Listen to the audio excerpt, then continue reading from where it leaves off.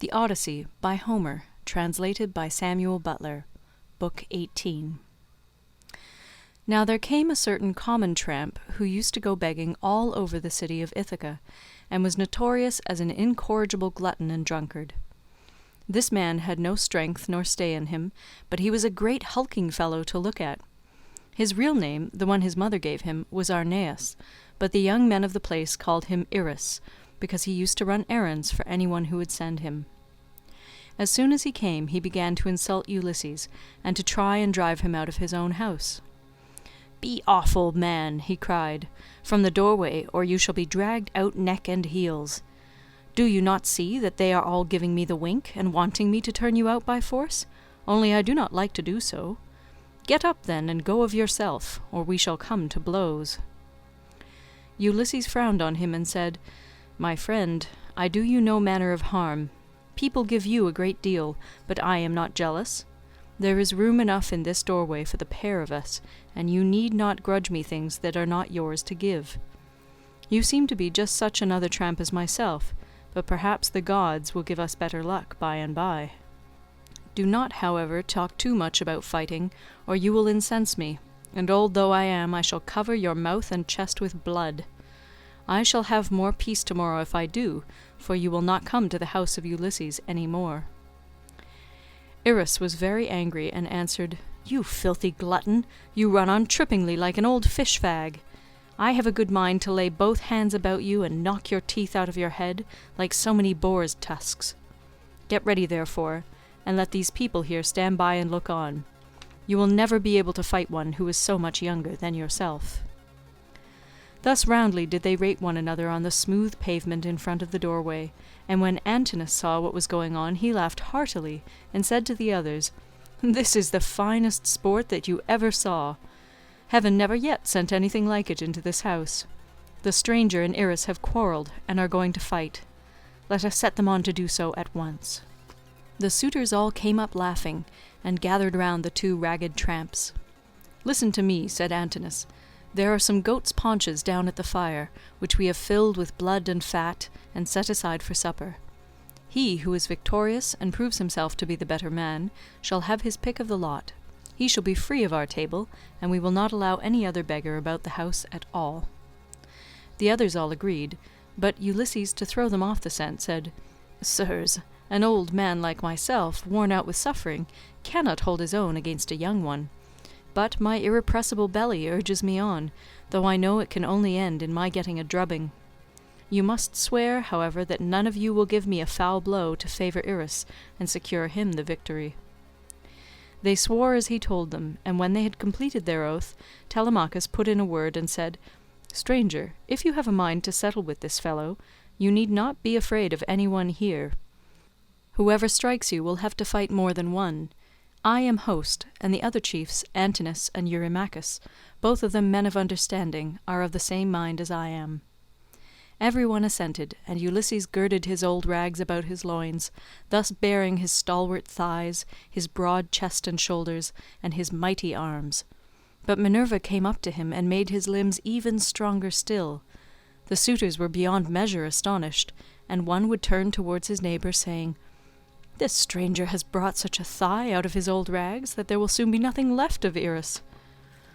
Irus began to be very uneasy as he heard them, but the servants girded him by force, and brought him into the open part of the court in such a fright that his limbs were all of a tremble. Antinous scolded him and said, "You swaggering bully, you ought never to have been born at all if you are afraid of such an old, broken-down creature as this tramp is. I say, therefore, and it shall surely be, if he beats you and proves himself the better man, I shall pack you off on board ship to the mainland, and send you to King Echetus, who kills every one that comes near him. He will cut off your nose and ears, and draw out your entrails for the dogs to eat." This frightened Irus still more, but they brought him into the middle of the court, and the two men raised their hands to fight. Then Ulysses considered whether he should let drive so hard at him as to make an end of him then and there, or whether he should give him a lighter blow that should only knock him down. In the end he deemed it best to give the lighter blow, for fear the Achaeans should begin to suspect who he was. Then they began to fight, and Irus hit Ulysses on the right shoulder, but Ulysses gave Irus a blow on the neck under the ear that broke in the bones of his skull, and the blood came gushing out of his mouth. He fell groaning in the dust, gnashing his teeth and kicking on the ground, but the suitors threw up their hands and nearly died of laughter. Ulysses caught hold of him by the foot, and dragged him into the outer court as far as the gatehouse. There he propped him up against the wall, and put his staff in his hands. "Sit here," said he, "and keep the dogs and pigs off. You are a pitiful creature, and if you try to make yourself king of the beggars any more, you shall fare still worse." Then he threw his dirty old wallet, all tattered and torn, over his shoulder with the cord by which it hung, and went back to sit down upon the threshold. But the suitors went within the cloisters, laughing and saluting him. "May Jove and all the other gods," said they, "grant you whatever you want for having put an end to the importunity of this insatiable tramp. We will take him over to the mainland presently, to King Echetus, who kills every one that comes near him." Ulysses hailed this as of good omen, and Antinous set a great goat's paunch before him filled with blood and fat. Amphinomus took 2 loaves out of the bread basket and brought them to him, pledging him as he did so in a golden goblet of wine. "Good luck to you," he said, "father stranger. You are very badly off at present, but I hope you will have better times by and by." To this Ulysses answered, "Amphinomus, you seem to be a man of good understanding, as indeed you may well be, seeing whose son you are. I have heard your father well spoken of. He is Nisus of Dulichium, a man both brave and wealthy. They tell me you are his son, and you appear to be a considerable person. Listen, therefore, and take heed to what I am saying. Man is the vainest of all creatures that have their being upon earth. As long as heaven vouchsafes him health and strength, he thinks that he shall come to no harm hereafter, and even when the blessed gods bring sorrow upon him, he bears it as he needs must, and makes the best of it, for God Almighty gives men their daily minds day by day. I know all about it, for I was a rich man once, and did much wrong in the stubbornness of my pride, and in the confidence that my father and my brothers would support me. Therefore let a man fear God in all things always, and take the good that heaven may see fit to send him without vainglory. Consider the infamy of what these suitors are doing. See how they are wasting the estate, and doing dishonour to the wife of one who is certain to return some day, and that too not long hence. Nay, he will be here soon. May heaven send you home quietly first, that you may not meet with him in the day of his coming, for once he is here, the suitors and he will not part bloodlessly." With these words he made a drink offering, and when he had drunk he put the gold cup again into the hands of Amphinomus, who walked away serious and bowing his head, for he foreboded evil. But even so he did not escape destruction, for Minerva had doomed him fall by the hand of Telemachus. So he took his seat again at the place from which he had come.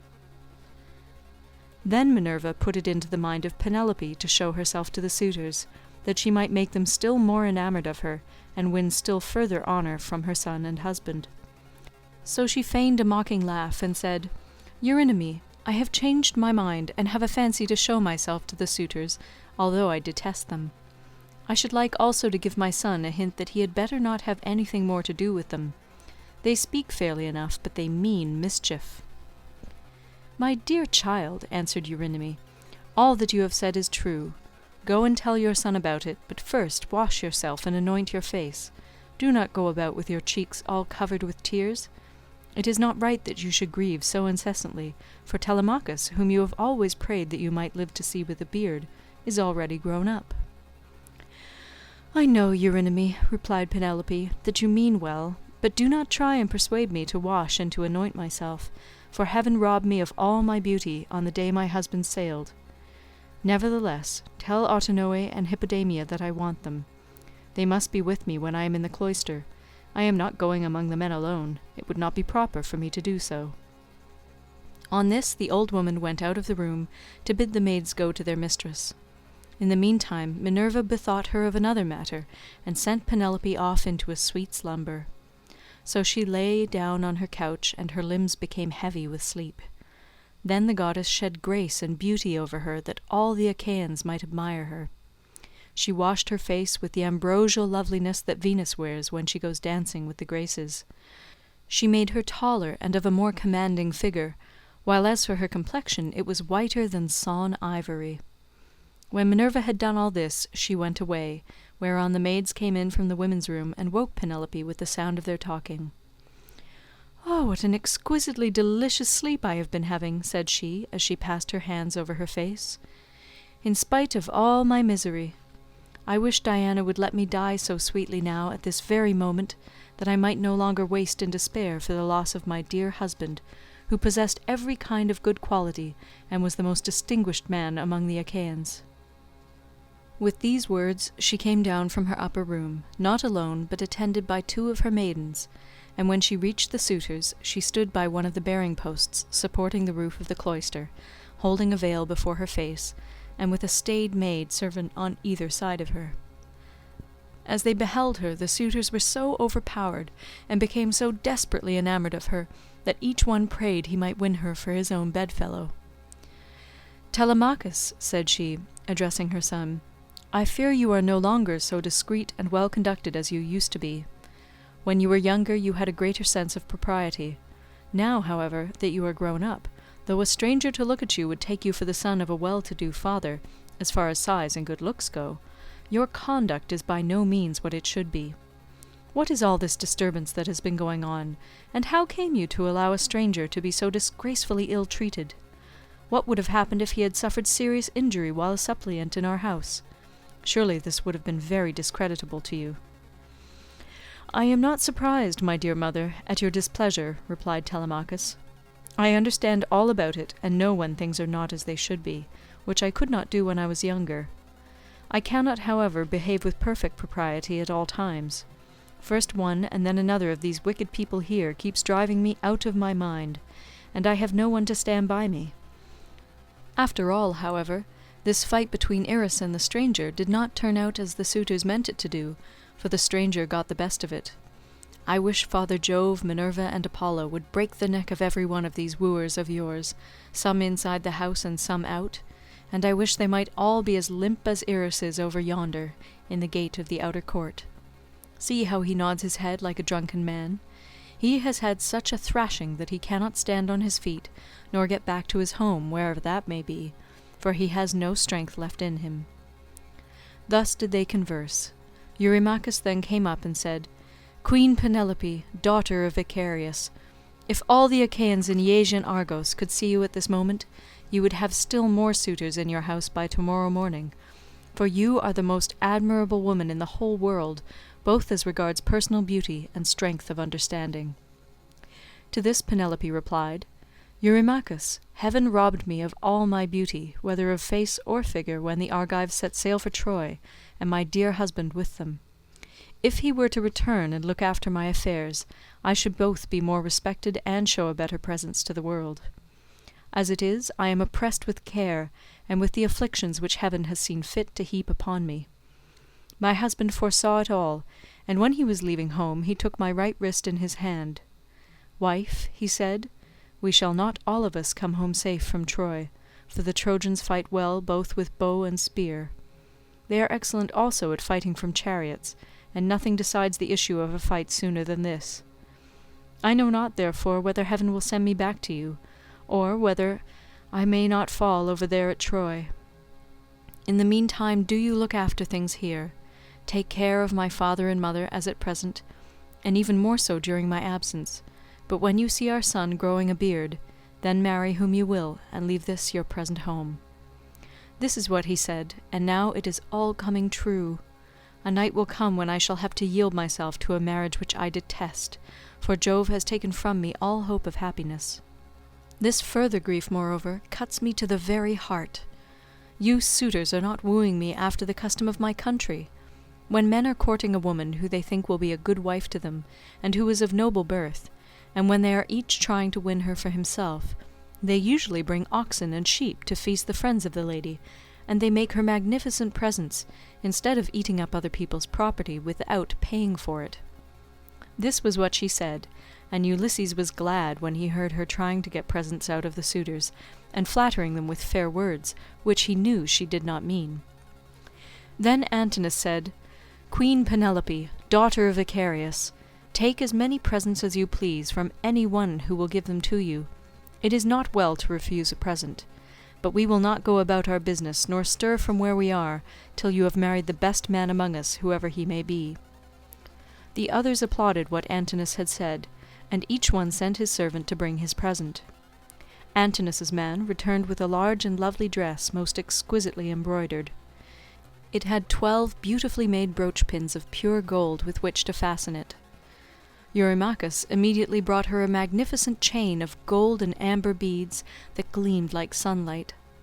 Eurydamas's 2 men returned with some earrings fashioned into 3 brilliant pendants, which glistened most beautifully, while King Pisander, son of Polyctor, gave her a necklace of the rarest workmanship, and every one else brought her a beautiful present of some kind.